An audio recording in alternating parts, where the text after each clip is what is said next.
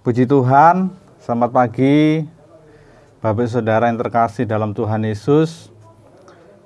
Pagi hari ini kita bersyukur kepada Tuhan Yesus Kristus karena Tuhan Yesus selalu menyertai kita dan memberkati hidup kita sehingga pada hari ini kita ada sebagaimana kita ada, itu semua karena Tuhan Yesus yang menolong dan memberkati kita. Puji Tuhan. Pagi hari ini saya akan membawakan santapan firman Tuhan yang berjudul Hati yang Berkenan kepada Tuhan Yesus Kristus. Puji Tuhan,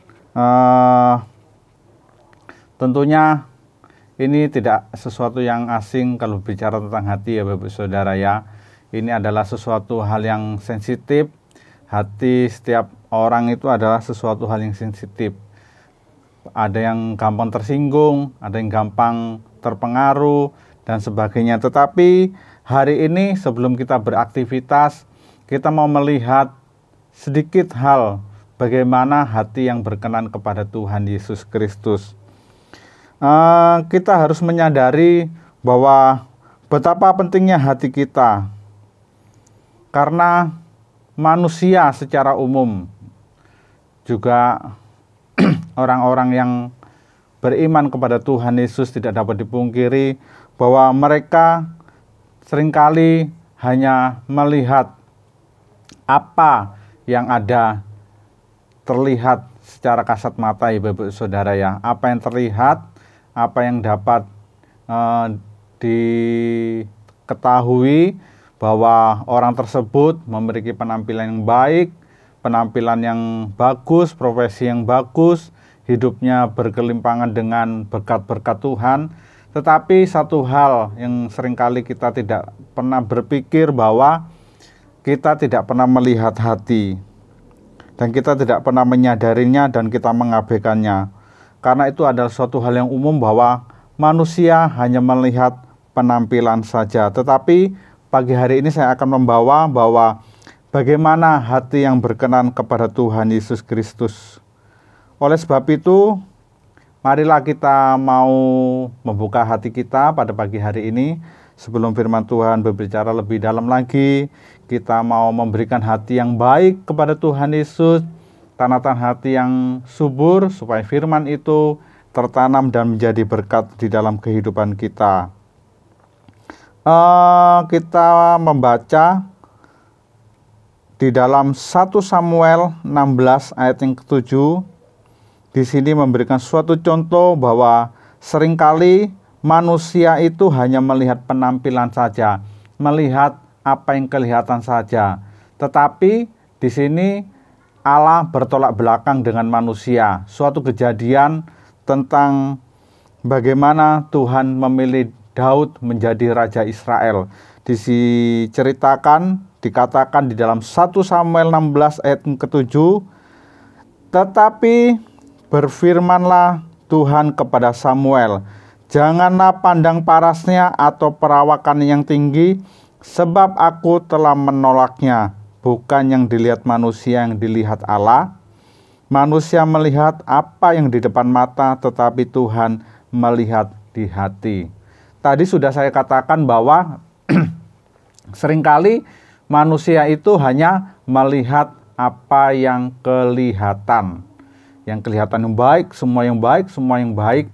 Tetapi satu hal yang sering dilupakan bahwa manusia mengabaikan atau tidak melihat hati. Dan Tuhan pun mengatakan di sini dalam 1 Samuel pasal 16 yang ke-7 bahwa manusia melihat apa yang di depan mata, tetapi Tuhan melihat apa yang di hati. Sehingga Daud pada waktu itu yang tidak terpilih, yang dikucilkan, yang tidak masuk hitungan.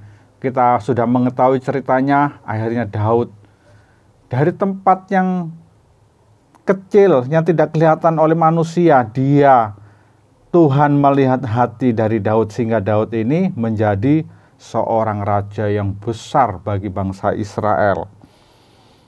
2 Korintus 13 ayat yang ke-5, saya bacakan lagi. 2 Korintus 13 ayat yang ke-5, ujilah dirimu sendiri, apakah kamu tetap tegak di dalam iman, Selidikilah dirimu, apakah kamu tidak yakin akan dirimu bahwa Kristus Yesus ada di dalam dirimu, di dalam hati kita? Sebab jika tidak demikian, kamu tidak tahan uji.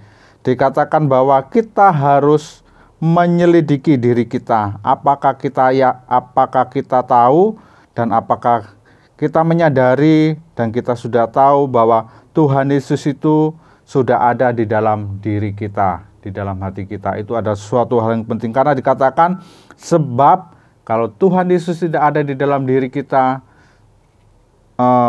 dikatakan kamu tidak akan tahan uji.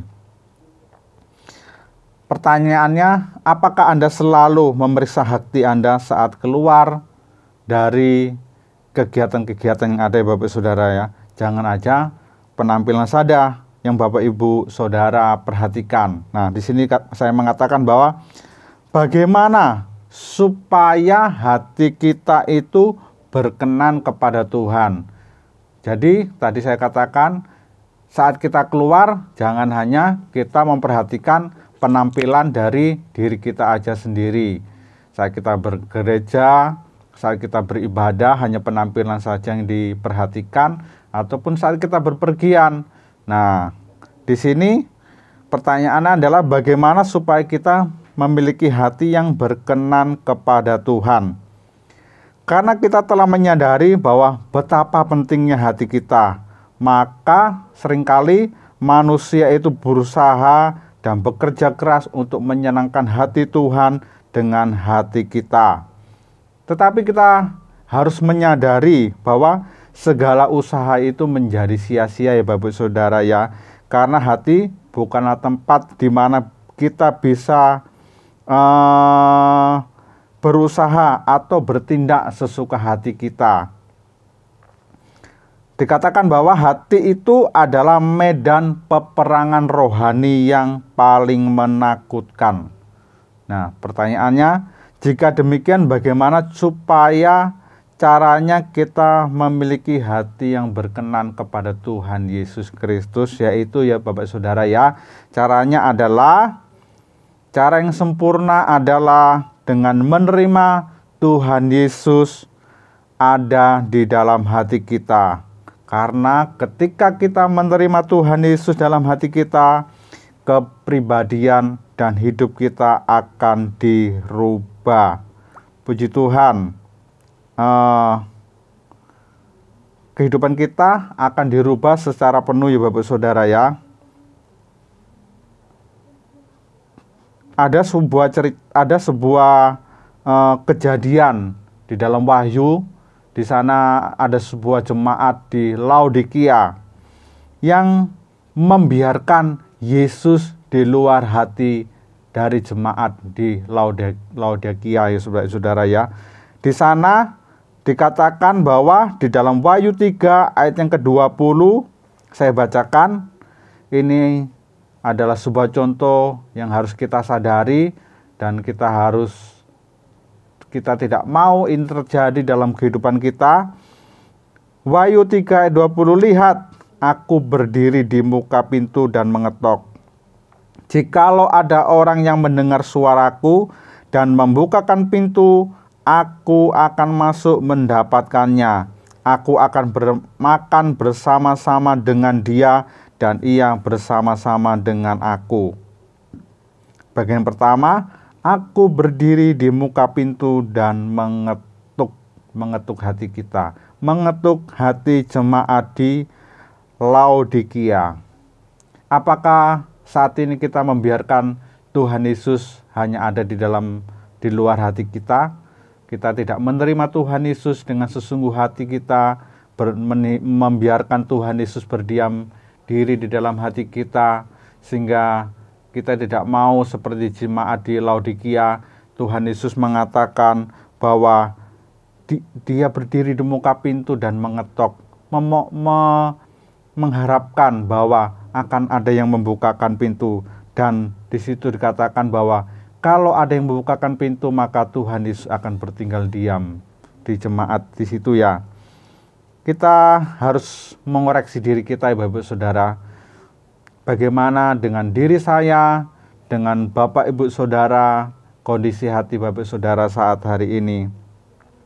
Menerima Tuhan Yesus di dalam hati tidak berhenti hanya dengan mengakui melalui perkataan saja. Hanya perkataan saya menerima Tuhan Yesus dalam hati saya menerima dalam hidup saya, sudah masuk dalam hati saya. Bukan hanya melalui perkataan-perkataan saja, tetapi menerima Yesus di dalam hati kita itu memerlukan ketegasan bahwa kita akan menggunakan pikiran dan perasaan kita tidak sesuka diri kita sendiri. Sedikit-sedikit marah, sedikit-sedikit ngamuk, berpikir yang jahat, merencanakan hal yang tidak baik. Nah, tidak sesuka diri kita sendiri. Menggunakan pikiran dan perasaan tidak sesuka diri kita sendiri. Namun, kita harus menyadari bahwa banyak kenyataannya orang beranggapan bahwa hidup bersama dengan Tuhan itu adalah sesuatu beban yang berat. Itu ada sesuatu yang salah berarti Bapak Ibu Saudara ya. Di sini dikatakan bahwa dan kita mengetahui bahwa hal ini dikarenakan orang tersebut belum memiliki hubungan yang intim dengan Tuhan Yesus Kristus. Kalau kita memiliki hubungan yang intim dan kita menegaskan bahwa Tuhan Yesus hadir di dalam hati kita, di dalam hidup kita, kita akan menjalani hari-hari kita bersama dengan Tuhan Yesus dengan sukacita, dengan damai sejahtera, tidak perlu khawatir dengan keadaan akhir zaman yang semakin berubah dan semakin jahat hari-hari ini yang tidak bisa kita harapkan lagi. Tetapi kalau kita sudah memiliki hati yang benar, hati yang baik, hati yang benar-benar Tuhan Yesus yang sudah mengontrol secara penuh dalam hidup kita, kita akan diberkati secara luar biasa. Yohanes 15 ayat 4 sampai yang ke-5 dikatakan bahwa tinggallah di dalam aku dan aku di dalam kamu. Sama seperti ranting tidak dapat berbuah dari dirinya sendiri kalau ia tidak tinggal pada pokok anggur, demikian juga kamu tidak berbuah. Jikalau kamu tidak tinggal di dalam aku, akulah pokok anggur dan kamulah ranting-rantingnya. Barang siapa tinggal di dalam aku dan aku di dalam dia, ia berbuah banyak, sebab di luar aku kamu tidak dapat berbuah apa-apa. Puji Tuhan. Yohanes 15 ayat 4 sampai 5 ini adalah ayat hafalan bagi kita. Kita perlu Tuhan Yesus tinggal di dalam hidup kita. Kita harus menyatu dengan Tuhan Yesus supaya kita dapat menghasilkan buah-buah yang banyak, buah-buah yang baik, buah-buah yang menjadi berkat bagi pekerjaan Tuhan, bagi gereja Tuhan, bagi masyarakat, bagi kota kita, bagi bangsa dan negara kita Indonesia.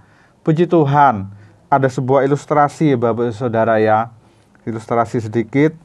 Dikatakan bahwa saya mendapatkan ini dari seminar WJM ya Bapak Saudara ya. Ada sebuah ilustrasi mengatakan bahwa kalau kita memiliki HP ya, dan HP itu terkunci.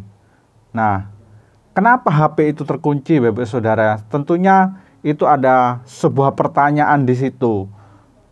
Pertanyaannya adalah apakah di HP itu menyimpan sesuatu hal yang tidak baik sehingga terkunci? Nah, pasti ada sesuatu di situ. Nah, di sini saya menerapkan di dalam hati kita. Jadi, marilah hati kita ini dibuka, jangan terkunci. Kita buka hati kita ini di hadapan Tuhan Yesus. Kita buka sepenuhnya di hadapan Tuhan Yesus. Tidak ada yang tersembunyi sekecil apapun, sehingga hal-hal yang tidak baik, hal-hal yang tidak berkenan, yang kecil-kecil noda-noda yang kotor, kalau kita tidak mengunci dan kita membuka di hadapan Tuhan Yesus, pasti hati kita akan diperbaharui dan hati kita menjadi baik dan hidup kita akan dipulihkan. Puji Tuhan, mari kita menjadi orang Kristen yang buka, suratan Kristus yang terbuka, hati yang terbuka setiap hari, yang mau dikoreksi, yang mau diperbaiki, sehingga hari-hari yang kita lewati, kita selalu menghadirkan Tuhan Yesus dalam hidup kita, sehingga kita selalu berjalan sesuai dengan firman Tuhan. Puji Tuhan, inilah renungan firman Tuhan melalui santapan pagi hari ini, kiranya ini bisa menjadi berkat bagi kita semuanya. Puji Tuhan. Selamat pagi Bapak Ibu Saudara, selamat kita berjumpa kembali di lain kesempatan. Amin.